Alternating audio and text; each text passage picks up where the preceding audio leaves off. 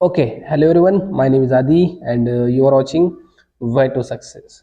तो गाइस देखो, आज से हम स्टार्ट कर रहे हैं स्प्रिंग फ्रेमवर्क की सीरीज, जिसमें मैं स्प्रिंग फ्रेमवर्क के सारे ट्यूटोरियल्स कवर करूंगा। उसके बाद हम स्प्रिंग बूट देखेंगे, उसके भी कई सारे ट्यूटोरियल्स, कई सारे लेक्चर्स, कई सारे कॉन्सेप्ट्स हम क्लियर करेंगे। ठीक है। तो आज से हम स्टार्ट कर रहे हैं स्प्रिंग फ्रेमवर्क की सीरीज, बिकॉज बहुत सारे स्टूडेंट मुझे मैसेज कर रहे थे कि सर स्प्रिंग की सीरीज स्टार्ट कर लो, स्प्रिंग की सीरीज स्टार्ट कर लो। तो मैंने आज से तय किया कि स्प्रिंग की सीरीज स्टार्ट कर लेते हैं। ठीक है। तो गाइज देखो, आपको अच्छे से वीडियो को देखना है, आखिर तक देखना है। आपको स्प्रिंग फ्रेमवर्क अगर आना है, अगर आपको लगता है कि मुझे आना चाहिए, और देखो मार्केट में या हम उसे के इंडस्ट्री में, कंपनीज में आज मोस्ट ऑफ द यूज किए जाने वाला फ्रेमवर्क कौन सा है, तो वो है स्प्रिंग फ्रेमवर्क। ओके। तो आपको पता होगा कि इसका इम्पोर्टेंस मार्केट में कितना है। ओके। तो अगर आपको इससे रिलेटेड कुछ भी कॉन्सेप्ट्स अगर कंफ्यूजन है, तो आप इस वीडियो को आखिर तक देखिए, आपका कंफ्यूजन दूर हो जाएगा, इसकी गारंटी मैं लेता हूँ। ठीक है। और कौन सा भी डाउट आपके मन में, दिल में या दिमाग में कहीं पर नहीं रहेगा, इसकी गारंटी मैं लेता हूँ।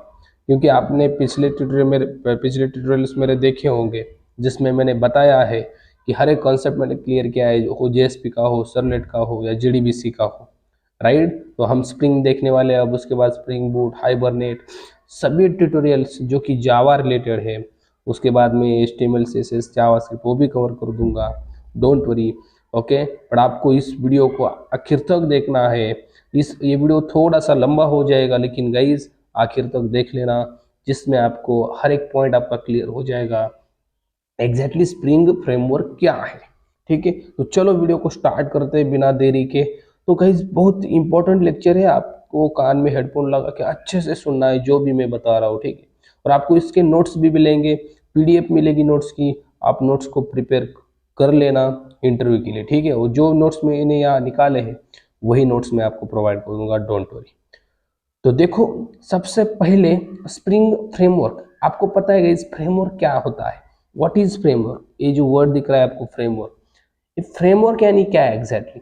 फ्रेमवर्क इसका मतलब होता है गाइस, फ्रेमवर्क यानी कलेक्शन ऑफ क्लासेस, इंटरफेसेस और जार फाइल्स और APIs, इसका सारा कलेक्शन, इसे कहा जाता है फ्रेमवर्क्स। इसमें इतना ही नहीं होता, बहुत सारी चीजें होती है। हम कहते हैं कलेक्शन फ्रेमवर्क, क्या होता है उसमें, कलेक्शन फ्रेमवर्क में बहुत सारी चीजें ना, बहुत सारे APIs, बहुत सारी जार फाइल्स, बहुत सारे क्लासेस होते हैं, बहुत सारे पैकेजेस होते हैं, उनके अंदर क्लासेस, इंटरफेसेस, समझ में आ रहा है। तो ऐसा ही एक स्प्रिंग नाम का फ्रेमवर्क इंट्रोड्यूस हुआ मार्केट में, कब हुआ, 2004 में। कब हुआ, 2004 में, मैंने नीचे बताया है। ठीक है। अब क्यों हुआ, इसका रीजन क्या था, वो सभी चीजें आपको इस वीडियो में मिलने वाली है, आगे सब कुछ बताऊंगा। क्यों भाई, क्यों इंट्रोड्यूस किया, क्या रीजन था इसका, कुछ तो रीजन होगा कि नहीं। ऐसे ही कुछ भी चीजें मार्केट में डेवलप होती है क्या, अब देखो जावा डेवलप हुई, कुछ ना कुछ रीजन था। राइट। सी थी, फिर C++ क्यों डेवलप हुई, C++ थी, फिर जावा क्यों डेवलप हुई, समझ में आ रहा है। मतलब हर एक प्रोग्रामिंग लैंग्वेज के डेवलप होने के पीछे कुछ ना कुछ रीजन होता है। राइट। मतलब रीजन माने तो देखो, मैं आपको स्ट्रेट फॉरवर्ड बताता हूँ रीजन क्या होता है। एक टेक्नोलॉजी में अगर कुछ सारे ड्रॉबैक्स, दैट इज डिसएडवांटेज अगर आए, तो उसे ओवरकम करने के लिए दूसरा टेक्नोलॉजी बन जाता है मार्केट, आपको पता होगा। राइट। मतलब सी में जो डिसएडवांटेज थे वो किसने कम किए, C++ ने किए। C++ में जो डिसएडवांटेज थे वो किसने कम कर दिए, जावा ने कर दिए, समझ में आ रहा है। मतलब एक टेक्नोलॉजी, एक प्रोग्रामिंग लैंग्वेज जिसमें बहुत सारे डिसएडवांटेज अगर मिले, तो वो कम करने के लिए दूसरा प्रोग्रामिंग लैंग्वेज या दूसरी टेक्नोलॉजी डेवलप की जाती है। ठीक है। तो चलो स्प्रिंग के बारे में थोड़ा सा देखते हैं, स्प्रिंग क्या बता रहा है। देखो, spring is open source Java framework.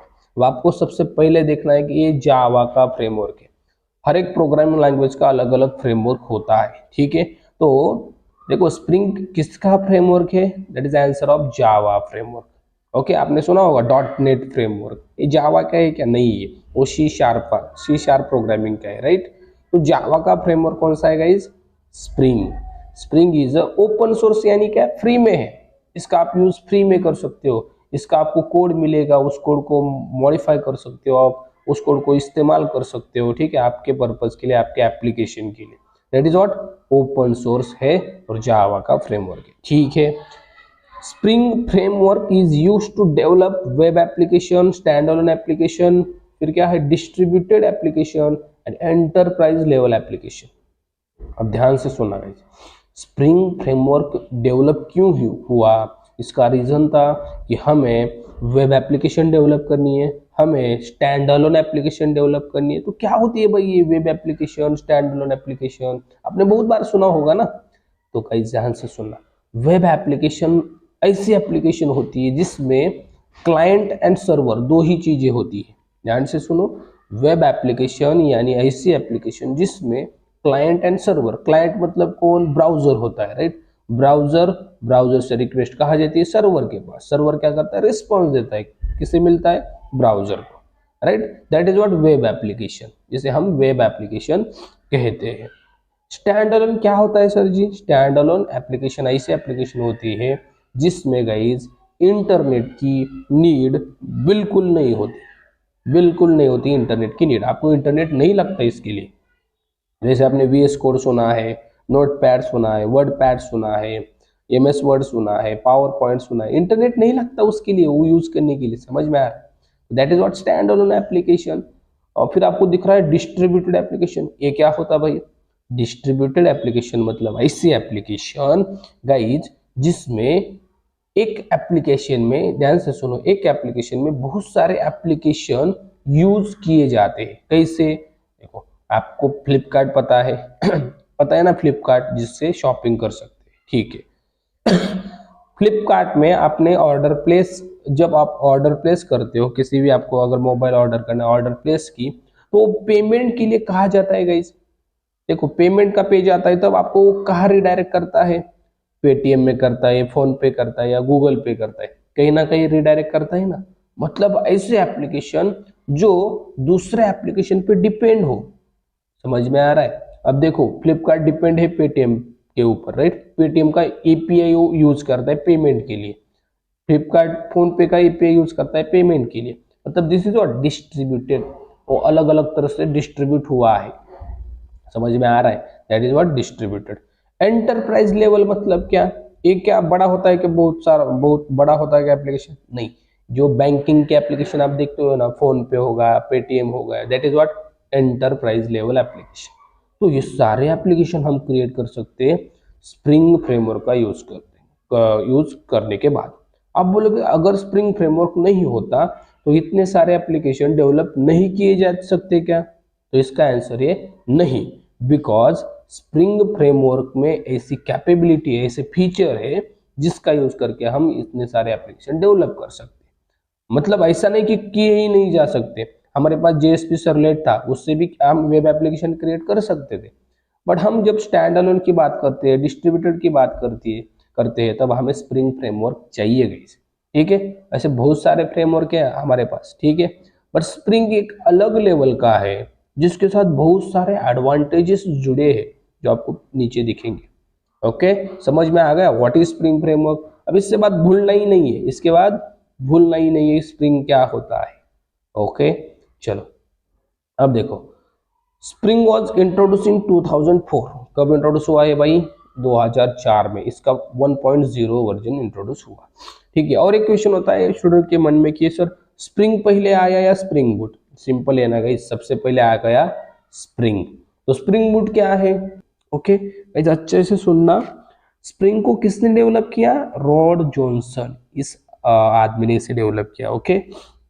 इसने बहुत बड़ा काम किया है गाइस, अगर स्प्रिंग फ्रेमवर्क आज मार्केट में नहीं होता तो दूसरा कौन सा हो जाता, लेकिन जो स्प्रिंग कर रहा है ना आज के मार्केट में, आज के इंडस्ट्री में, स्प्रिंग का जैसा काम कोई कर नहीं रहा है, राइट। मतलब स्प्रिंग का यूज करके बहुत सारे सॉफ्टवेयर बिल्ड हो रहे हैं, डेवलप हो रहे हैं, तो कितना बड़ा आदमी है, राइट। ओके, तो एक और स्टूडेंट के मन में क्वेश्चन होता है सर स्प्रिंग और स्प्रिंग बूट में क्या डिफरेंस है, तो डिफरेंस क्या है, देखो गाइज, जो स्प्रिंग है ना, स्प्रिंग का एक्सटेंशन है स्प्रिंग फ्रेमवर्क, मतलब सबसे पहले स्प्रिंग आया और फिर क्या आ गया, स्प्रिंग बूट आ गया। मतलब जो स्प्रिंग में फीचर थे वो किस में आ गए, स्प्रिंग बूट में आ गए, ये आपको ध्यान रखना है।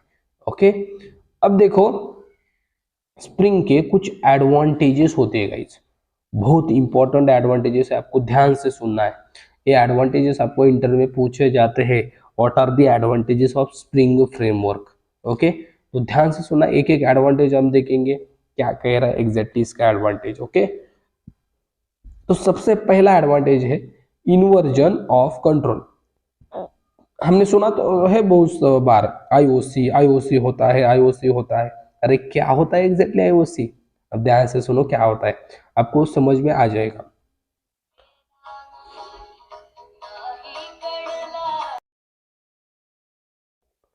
ओके, तो इन्वर्जन ऑफ कंट्रोल क्या होता है, देखो Spring promotes the principle of inversion of control where the control of object creation and life cycle management is shifted from the application code to Spring container. बहुत तो simple है, बहुत simple. क्या IOC मतलब इन्वर्जन ऑफ कंट्रोल, मतलब ही क्या, spring container, इसे ही बोला जाता है। वो क्या करता है, देखो हमें क्या क्रिएट करना पड़ता था, जब हम सिंपल जावा प्रोजेक्ट यूज करते थे उसमें हमें एक क्लास बनाना पड़ता था और एक ऑब्जेक्ट बनाना पड़ता था, आपको पता है। बट स्प्रिंग फ्रेमवर्क क्या कहता है, आप ऑब्जेक्ट मत बनाओ। ऑब्जेक्ट कौन बना के देगा पता है, स्प्रिंग देगा। स्प्रिंग का जो आईओसी है that is container, spring container, वो क्या कर देगा, ऑब्जेक्ट बना के देगा। आपको कोई नीड नहीं है कि ऑब्जेक्ट क्रिएट करने की। आप बोलोगे सर उसमें क्या, ऑब्जेक्ट तो क्रिएट कर रहा है एक दो क्लास का, ऐसे नहीं है गाइस। जब हम स्मॉल एप्लीकेशन करते हैं तो उसमें 10 12 15 ऑब्जेक्ट हो जाते हैं, लेकिन बहुत बड़े एप्लीकेशन में, बहुत बड़े लेवल के एप्लीकेशन में ये बहुत बड़ा काम करता है। समझ में आ रहा है, बहुत बड़ा काम करता है स्प्रिंग फ्रेमवर्क।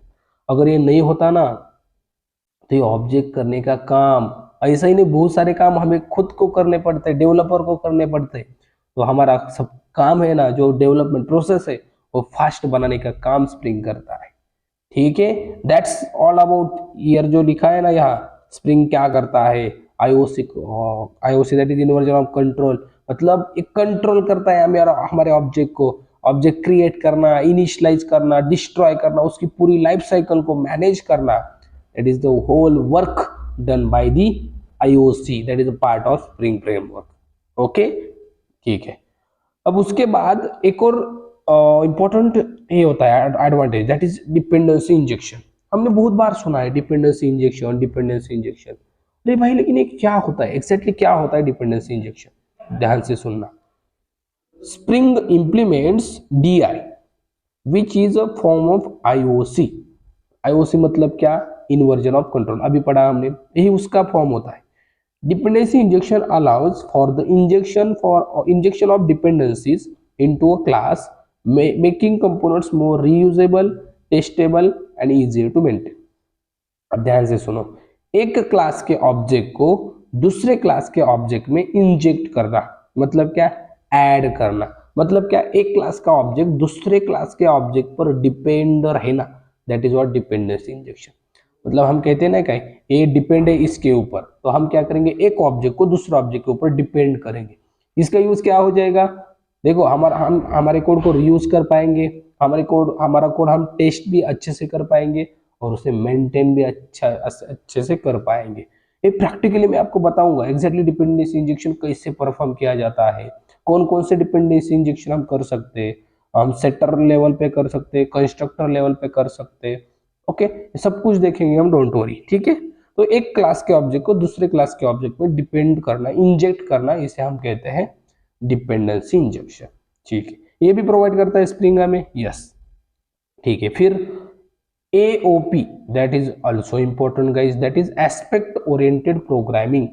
देखो हमने सी में पढ़ी थी procedural oriented programming, C plus plus में कौन सी पढ़ी, ऑब्जेक्ट ओरिएंटेड, और जावा में भी ऑब्जेक्ट ओरिएंटेड। क्या है गाइस ये एग्जैक्टली क्या है, दैट आर द वेज, ये क्या है, प्रोग्राम राइट करने के लिए वेज है। यहाँ कौन सा वे है, देखो एस्पेक्ट ओरिएंटेड प्रोग्रामिंग, तो ये वे यूज किया जाता है स्प्रिंग फ्रेमवर्क में।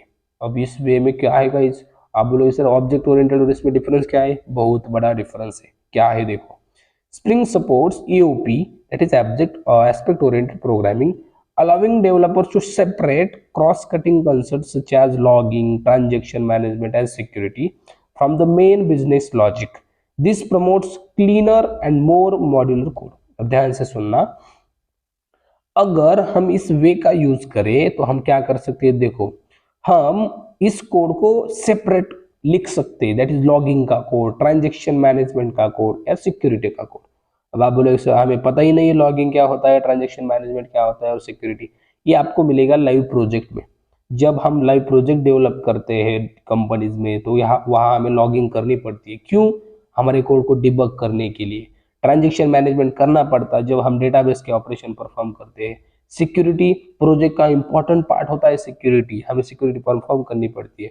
बट ये एस्पेक्ट ओरिएंटेड बताता है कि आप इन तीनों को आपके बिजनेस लॉजिक में मत लिखो, इसको अलग लिखने के लिए एस्पेक्ट ओरिएंटेड प्रोग्रामिंग का यूज करो। कैसे करेंगे?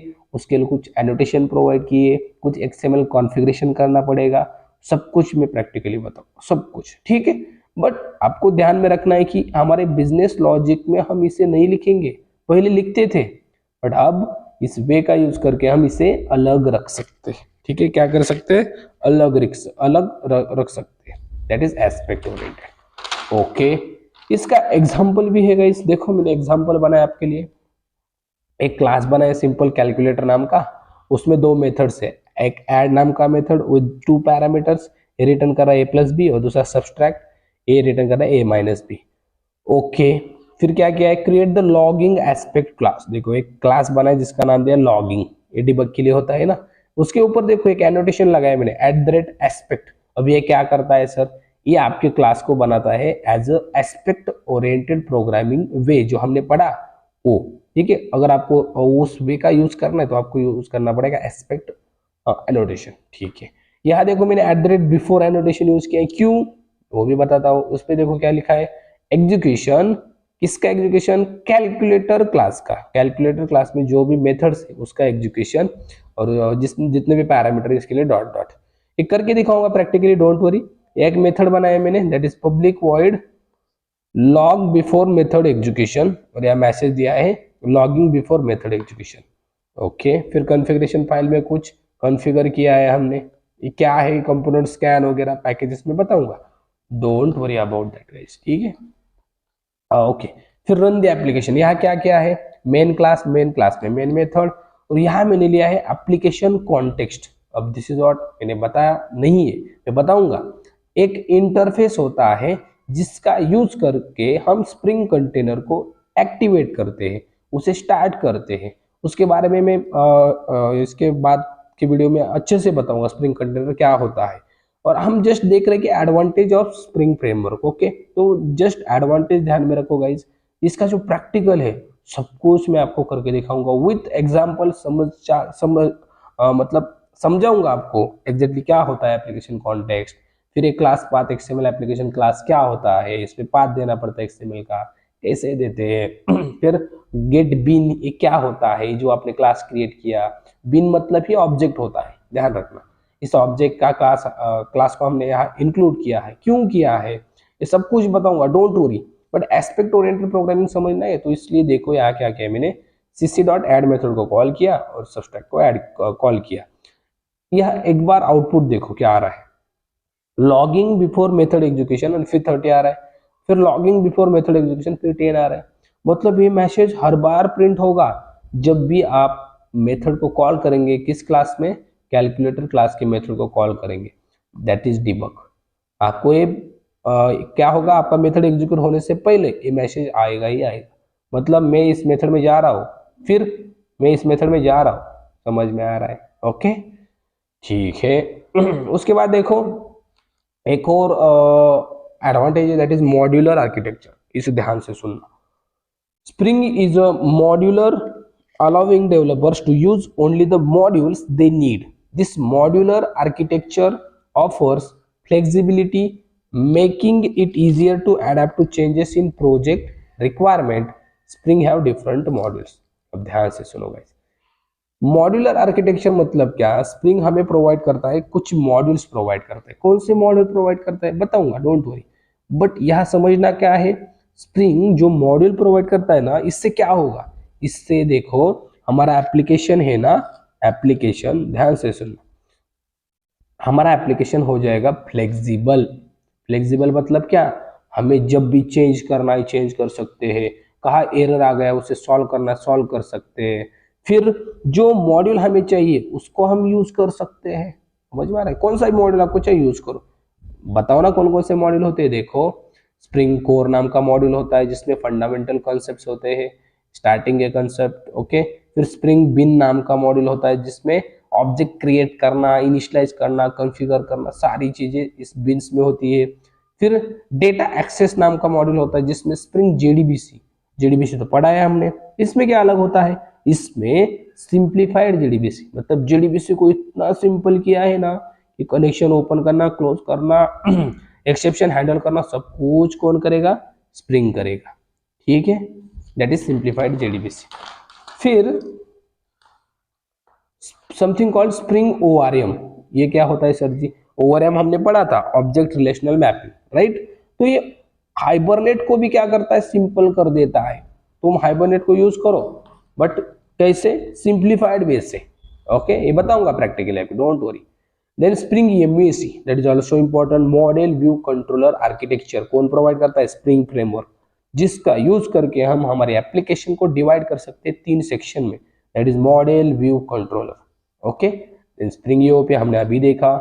देन स्प्रिंग वेब, जिसका यूज करके हम provides basic web oriented integration feature, मतलब क्या, अगर मुझे मेरे एप्लीकेशन को फ्रंट एंड जोड़ना है, बैक एंड जोड़ना है, दैट इज इंटीग्रेशन करना है, तब हमें स्प्रिंग वेब ये मॉड्यूल हेल्प करता है। स्प्रिंग सिक्योरिटी हमारे एप्लीकेशन को सिक्योरिटी प्रोवाइड करता है। स्प्रिंग टेस्ट, हम हमारा एप्लीकेशन टेस्ट कर सकते हैं, उसके लिए भी स्प्रिंग फ्रेमवर्क सपोर्ट करता है, ओके।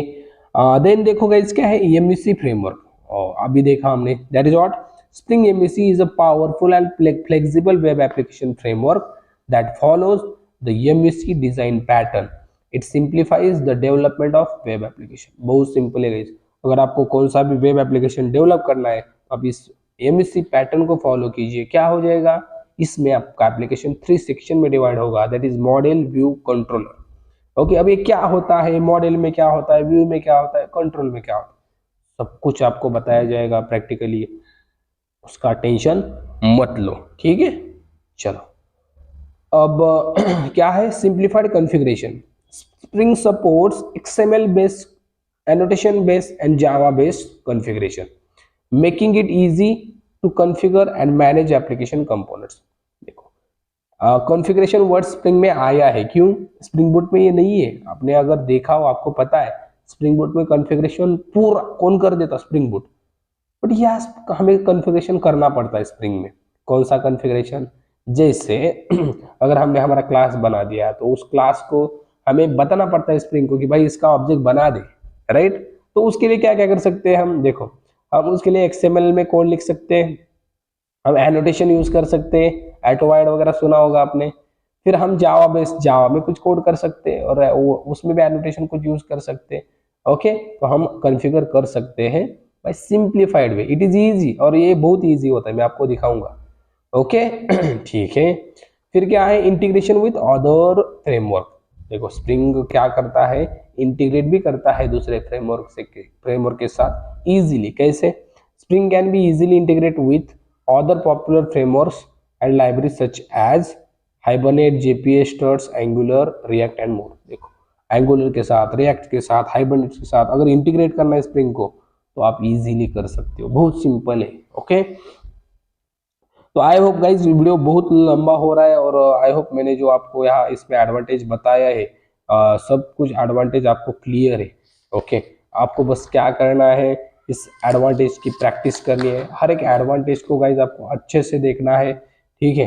वीडियो को फिर से देखो, आपको समझ में आएगा, जो भी एडवांटेज नहीं समझ आया मुझे बता देना, और ये समझ तब आएगा जब इसका मैं प्रैक्टिकल बताऊं। देखो अब डिपेंडेंसी इंजेक्शन, अब लोग सर ये डिपेंडेंसी इंजेक्शन क्या होता है, तो इसके लिए मुझे प्रैक्टिकल करके बताना पड़ेगा, एस्पेक्ट ओरिएंटेड इसका मुझे प्रैक्टिकल करके बताना पड़ेगा, ठीक है। But inversion of control object कैसे क्रिएट होता है ये आपको थ्योरेटिकली पता होना चाहिए और प्रैक्टिकली ऑल्सो पता होना चाहिए, कैसे क्रिएट होता है मैं बताऊंगा, दिखाऊंगा आपको, ठीक है। उसके बाद कुछ एडवांटेज देखो, मॉड्यूलर आर्किटेक्चर ये दिखाऊंगा आपको मैं। इसके जो मॉड्यूल्स है, स्प्रिंग कोर होगा, स्प्रिंग बीन्स हम यूज कर सकते हैं, और हर एक का यूज करने से क्या बेनिफिट हमें मिलता है इस एमवीसी आर्किटेक्चर का यूज करने से, या कॉन्फ़िगरेशन, ये सारा कुछ आपको दिखाऊंगा।